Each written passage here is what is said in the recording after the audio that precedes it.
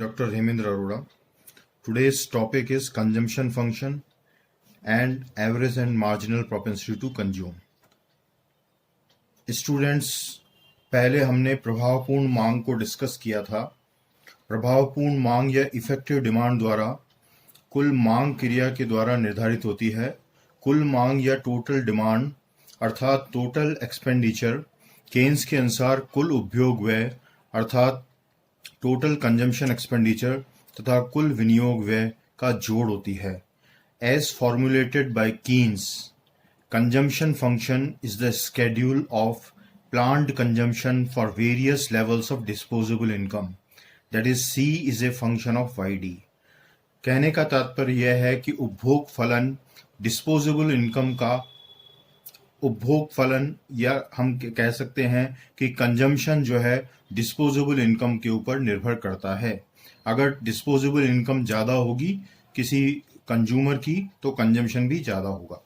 According to J.M. Keynes, this schedule of planned consumption was subject to a fundamental psychological law whereby the change in consumption is less than the change in disposable income. Accordingly, the consumption function presented in the following figure has a slope that is less than 1.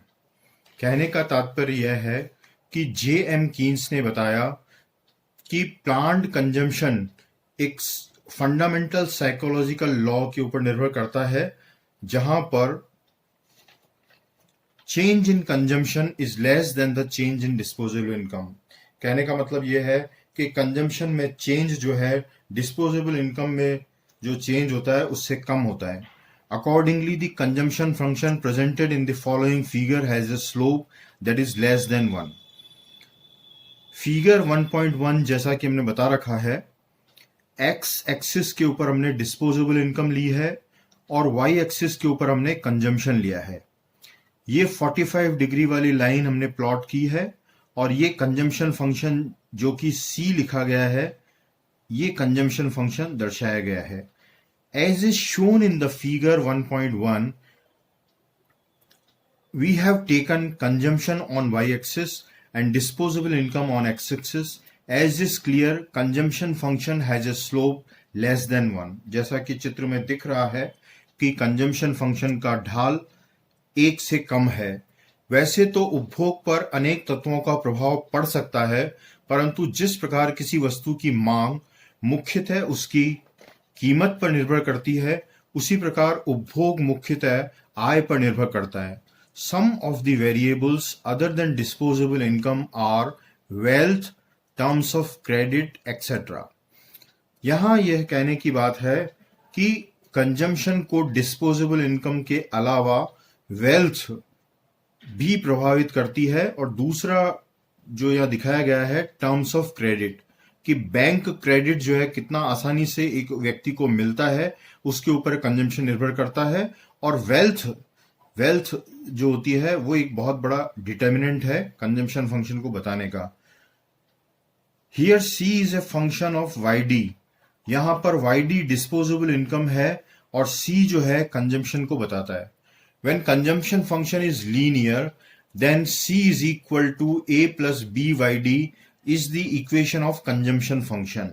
यहां पर capital C consumption function है, small A autonomous consumption है, B marginal propensity to consume है, जिसके बारे में हम विस्तृत अभी आपको बताएंगे।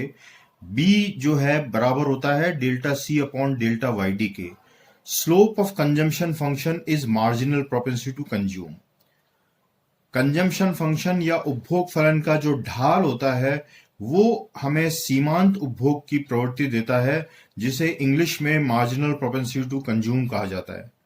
मार्जिनल प्रोपेंसिटी टू कंज्यूम जो है change in consumption due to change in disposable income.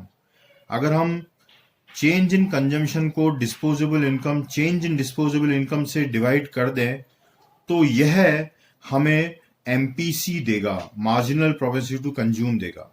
उपभोग प्रवृत्ति अनुसूची का विश्लेषण करने से यह पता चलता है कि उपभोग तथा आय का सह संबंध पॉजिटिव कोरिलेशन है। आय में वृद्धि होने पर उपभोग में भी वृद्धि होती है, परंतु उपभोग में वृद्धि का अनुपात आय में वृद्धि के अपेक्षाकृत नीचा रहता है। यह J.M. कीन्स ने अपनी पुस्तक the general theory of employment, interest and money में कोट किया है। इसी का इंग्लिश रूपांतरण इस तरह से हो सकता है कि man are disposed as rule and on the average to increase their consumption as their income increases but not by as much as the increase in their income। कहने का तात्पर्य यह है कि जितनी एक उपभोक्ता की इनकम बढ़ती है उतना कंजम्पशन नहीं बढ़ता है, और इसीलिए कंजम्पशन फंक्शन का ढाल जो है लेस देन 1 होता है। केन्स की मान्यता यह है कि अल्पकाल में उपभोग प्रवृत्ति स्थिर रहती है। आय का जो भाग उपभोग पर व्यय नहीं किया जाता वह बचत के रूप में रख लिया जाता है। इस प्रकार बचत जो है उपभोग व्यय की पूरक है। कहने का तात्पर्य यह है कि आपके पास दो ऑप्शन है, आप या तो अपनी इनकम को कंज्यूम करोगे या उसी इनकम को जो है सेव करोगे। अब मैं आपको average and marginal propensity to consume के बारे में बताऊंगा। एवरेज प्रोपेंसिटी टू कंज्यूम को औसत उपभोग प्रवृत्ति कहते हैं तथा मार्जिनल प्रोपेंसिटी टू कंज्यूम को सीमांत उपभोग प्रवृत्ति कहते हैं। एवरेज प्रोपेंसिटी टू कंज्यूम को हम पहले डिस्कस करते हैं, जिसे औसत उपभोग प्रवृत्ति भी कहते हैं। औसत उपभोग प्रवृत्ति कुल उपभोग अर्थात C का कुल आय Y से अनुपात व्यक्त करते हैं। APC is equal to C upon Y, that is total consumption expenditure upon total income। अर्थात उपभोग व्यय को अगर हम कुल आय से डिवाइड कर दें तो हमें एवरेज प्रोपेंसिटी टू कंज्यूम या औसत उपभोग प्रवृत्ति प्राप्त होगी।